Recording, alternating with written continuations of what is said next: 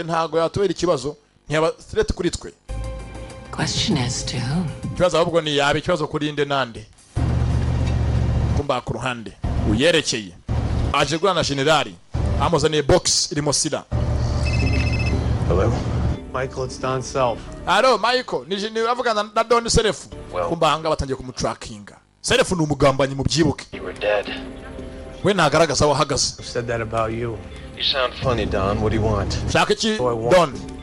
You saw what that bastard did to my wife, right? Atumva gose ucyo cya kigoryo cyakoreye umugore wanjye waje ubonye sibyo ngo ni generali. I want revenge. Nyeneye kwihorera. So we can hook back up. That's not necessary. This whole thing's about to be. Yana ngari ngo gose byose bigiye kurangira nta mpamvu yo kwirwa ashaka no kwihorera humura. Tugiye kubirangiza tuguhorere. Now, Don. Don rabeho aramukupa.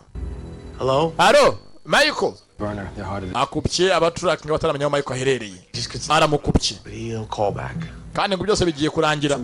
Bana barabyumvishije ko bigiye kurangira. Get him back on the phone, Agent Self. Mu telefone. Bahamagare. Mwakure. Yara mwakwiye bijya muri compose. Bihera muri nimero compose asemoma sesioroma.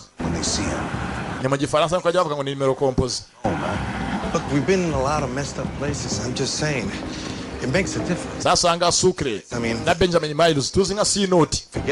All this guy said is that he couldn't go. Yemere bidaza avuga ho Michael ari na mugenzi Barros cyangwa abatelefone.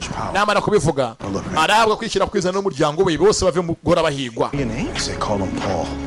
Umva hano ngo mugiye guhura muvugane yitwa Paul. Aragufasha. Aruwaje tuzi iyi mpeta. Kwa byibuka kera. Sir. Kumbanga general aho ari.